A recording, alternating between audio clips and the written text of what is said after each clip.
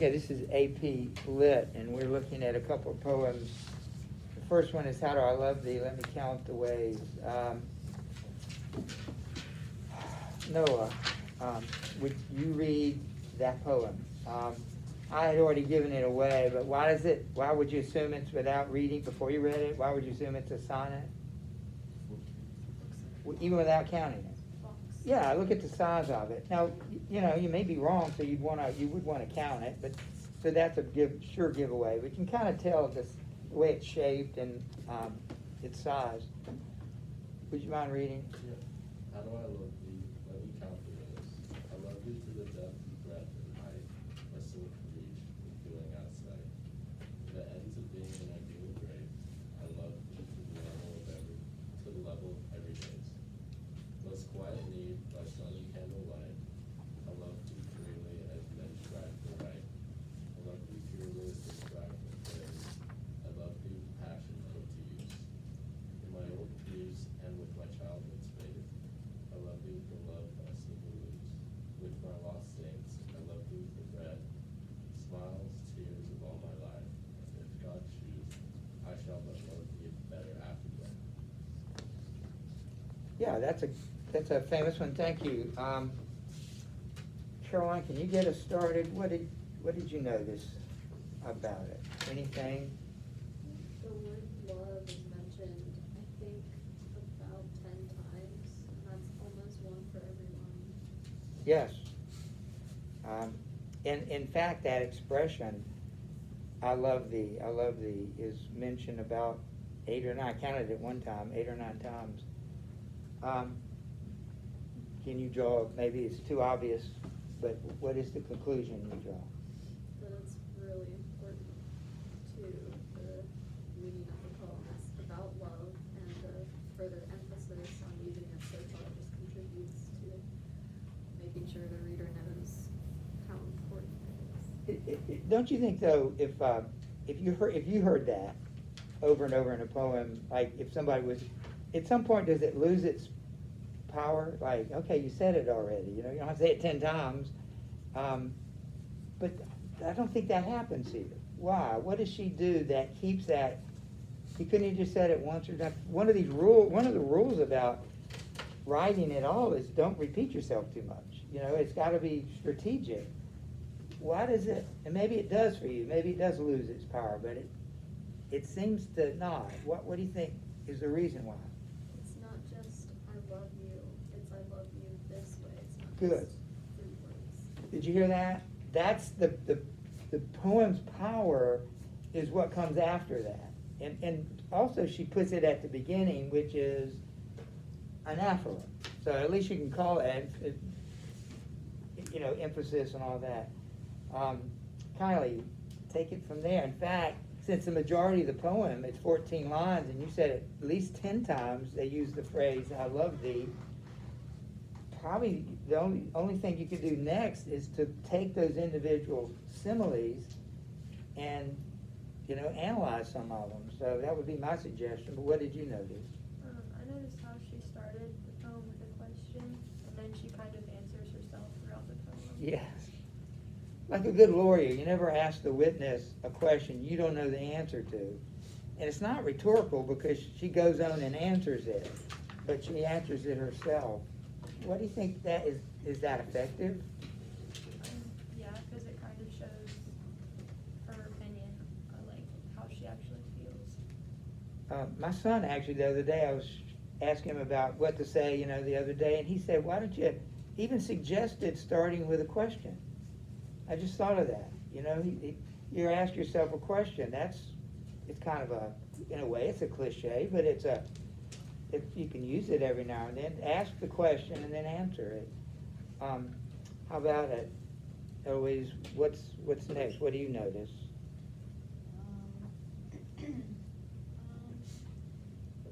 She makes a lot of references to God, the way that being and grace and right and praise are all capitalized, and Good point. she's talking about these godly characteristics of I don't know, it's not technically a religious poem, No. but I think that the way she uses those characteristics kind of describes how she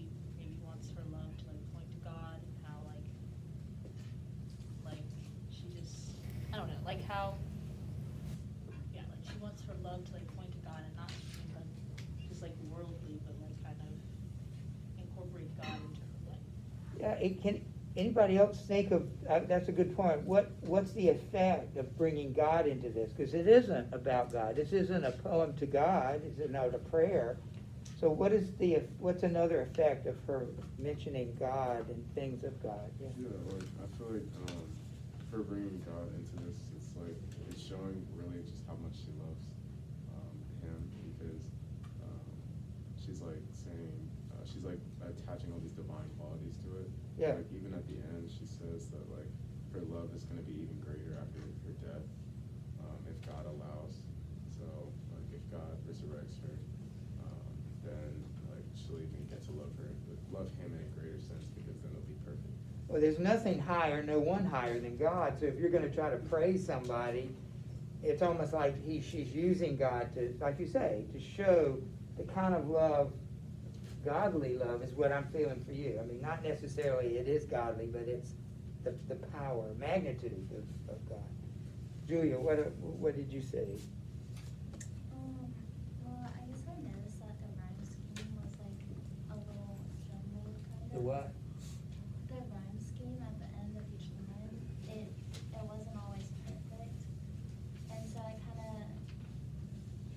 I don't know, it made me think she was kind of like jumbled in her thoughts by like expressing, I don't know. Did anybody notice the rhyme scheme? It's a good point. I think we're at a disadvantage not being British. They speak English over there too, I understand, but they don't say it. They don't speak it like we do. And sometimes a word is pronounced differently.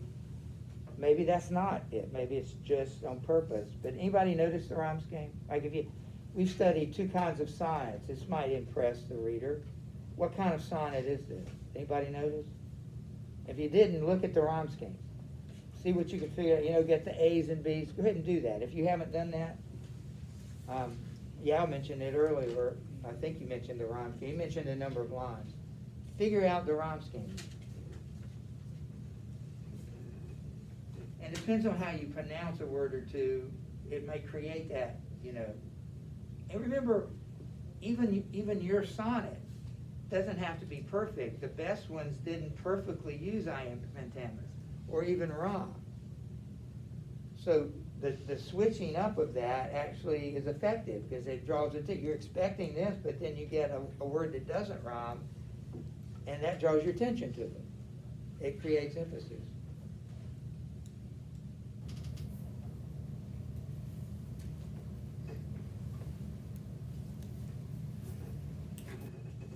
Somebody want to share that rhyme scheme? It ought to look familiar generally. There are probably places where we might disagree. But yes. For the beginning, I got A, B, B, A. Okay, let me write this.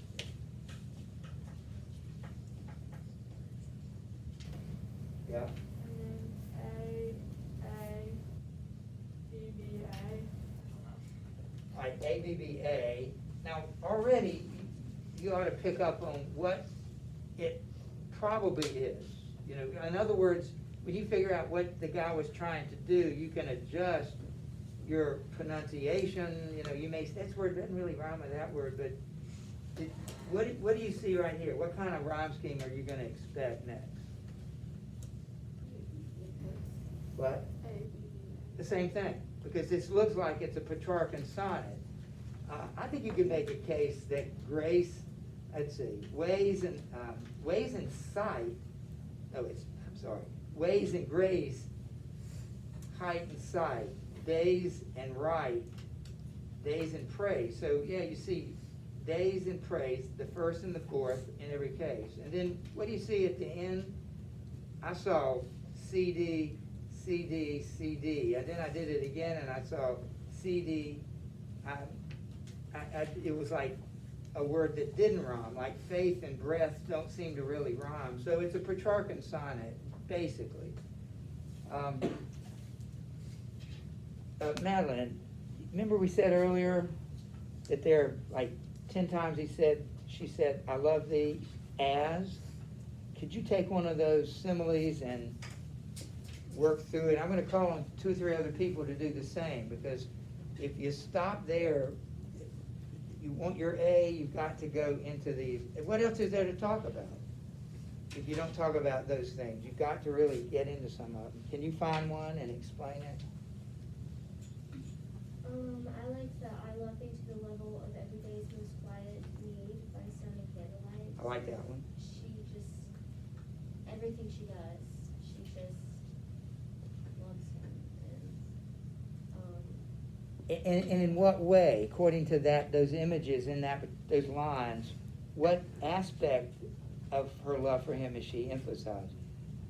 You read it. The quiet, the most quiet need. Yes. that one. Yes. What does she mean by that? What kind of love is that? Like, I love thee to the level of every day's most quiet need. What's the image that's conjured up by that?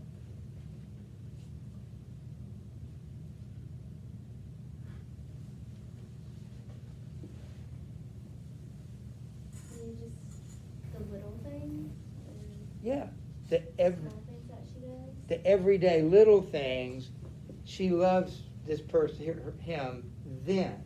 You know, today it's easy. If you had a boyfriend or girlfriend today, it'd be easy because this is your day. What about the rest of us, that don't have that? But today's easy. What about next Monday or the next Monday we're here? Monday's a pretty lonely day or sometimes. Do you love that person then? And by the way, it says by sun and candlelight. What is that a reference to?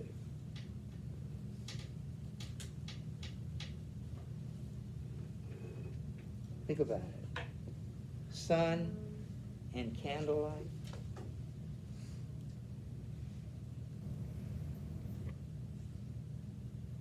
Think about it. Like, sun represents what during the day? The daytime, and the candlelight represents what about the day? The nighttime. So she loves them in the morning, and when it's bright outside, she loves them all night long when it's dark. So her love is kind of an everyday kind of thing. Claire, in the back, Claire. Give me another one of those. The one where it says, I love thee purely as a term for praise. I like that one. I guess it's kind of saying how humble they are. Yes. Like we're, if you can put your arm, in fact, I think with guys, this is harder. It was harder for me to put my arm around, my wife said, put your arm around me or something, and but all these people are looking. It's easy in private, nobody's looking at you, but in public. But this shows that this person isn't, look at me, I'm with her, that's showing off. She's making you look good, as opposed to, he loves you for who you are, not that you make him look good. I like that. That was one of the ones I noticed. We got to get the guys in here. This is about love, guys. You got to add some to this. How about Todd? Another one of those similes. I love thee with a passion, but to use knowledge, grace, and with my childhood faith. Maybe. That's a good one. What does she mean? Is it like I guess she has like a passion for him? Well, what kind of passion? We said that from the beginning. What is she comparing her passion for him to? You just read it. My childhood's faith. Or the, And what about the old Greek? So what does she mean by that? What image does that evoke that deepens her explanation of love? I guess through like everything. But what particular thing? I mean, remember, she's giving you all these different ways that she loves. She said count the ways. I got all these ways. I count them 10. I got 10 ways. What is that way? Like when she said, I love thee with my childhood's faith.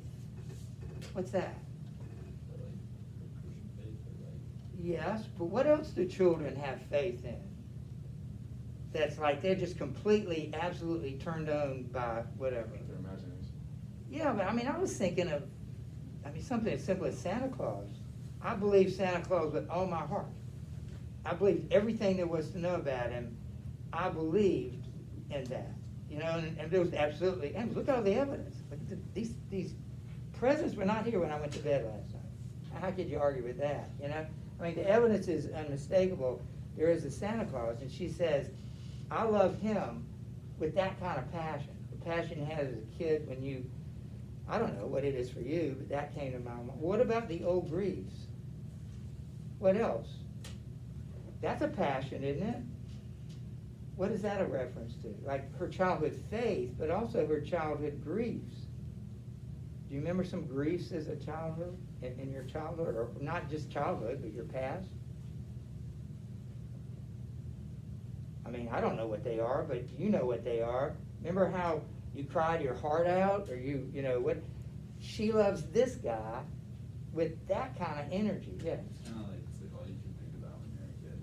It's like you feel like you lost everything. Or won everything. Isn't that the way it is? It's like you're all in, 100%. Have you seen a kid that wasn't all into something? Whenever a kid does something, it's with complete abandonment. And whether it's crying, like you say, like you'll never see this person again, or you'll never get it back. It's just a ball. They don't see it that way. Or, they get it's the greatest thing that ever was. That's the kind of love this adult has for this other adult. And that makes it, doesn't that deepen it for you? Can I just mention one thing before we just briefly look at the other poem? What does she mean when I love thee to the depth and breadth and height my soul can reach? Anybody want to try that one? What's her reference to these 3 dimensions, right? Right? 3 dimensions, height, depth, and width or breadth. Why does she, what is that? How does that contribute to her trying to describe the way she loves this person? Layla, what do you think? Height, depth, and width. What'd she bring that in? I guess it's kind of like a metaphor, because she's like comparing her soul to like something like 3-dimensional, like it has height. Well, what's opposite? How else could you do it? What's the other kind of love that's not so 3-dimensional? It's kind of on the surface. Isn't that what she's trying to contrast? Like, I love you about this deep. Now to see somebody next week I like better, you're out of here.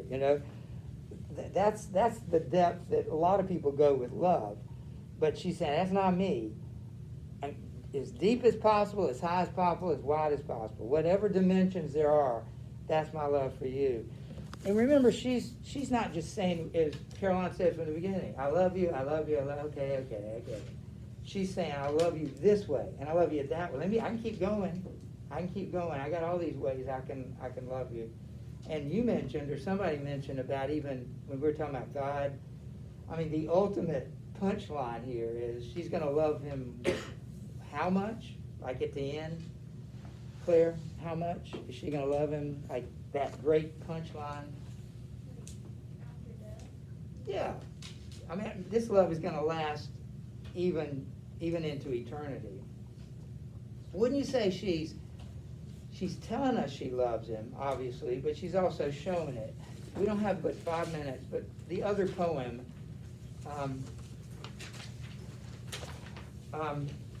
Jacob, would you read it? The other one, this is by her husband. Completely different style, not even a sonnet. Yeah, meeting at night. The gray sea of most black land, and the yellow half-moon margin low, and the startled little waves that reap the fiery greatness from their sheep. As I gain the coat and pushing prow, and quit its speed out of the slushy sand. Then a mile of warm sea 6 feet, 3 fields to cross till a farm appears, a tap at the tame, the quick sharp scratch, the blue spurt of light match. And the voice less loud, throw its joys and fears, and the 2 hearts beating each to each. Thank you. Danielle, we've just got a few minutes here. What did you notice? I like there was kind of a shift, like in the beginning, he was talking more about, I think he says the gray sea and the black land, and then in the second part of it, he talks about like the warm and sea scented and sort of like joy, so it's kind of shifts to like John 4, and then after that they meet. Okay, and literally what's happening here? You're right, you kind of talked about it figuratively, it's dark, but the closer it gets, it's lighter, but literally, what's going on?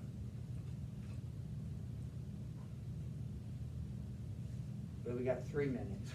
We gotta get it. Literally, what's happening in the poem? Maddie, do you? They're meeting and then it's like a poem. And so the whole poem is about what? How we get together.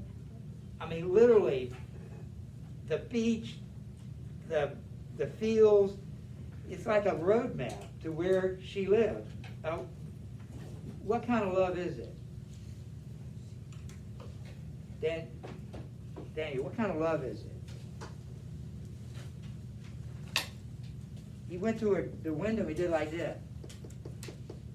You'd think he was so much in love, let me pound it. No, he goes like this. And then, why don't they turn on the spotlight? No, he lights one little candle. What kind of love is it? He didn't knock on the door, he tapped on the window. He didn't turn the lights on, he lit a match. And they talk to each other, but they can't hardly hear each other. Because the chests are beating louder than their voices, and that's pretty loud. I honestly cannot hear any of your chests beating right now. It's real love? Real love? Well, yes, but it's so real. Why doesn't he want to wake anybody up in the house? If she was there alone, he'd pound the door, but there are people there, and he doesn't want them to wake up. Why? What do you guess? It's secret. This is a big secret. Can I mention one other thing? She said, "I love you" 10 times. How many times in here does he say, "I love you"? See, that's just like a guy, isn't it? We don't like to say it, we just like to show it, you know? I'll bring you the flowers, don't make me tell you I love you 10 times. I'll bring you the flowers, and I hope you have a great rest of Valentine's. You did a good job with that. Yep.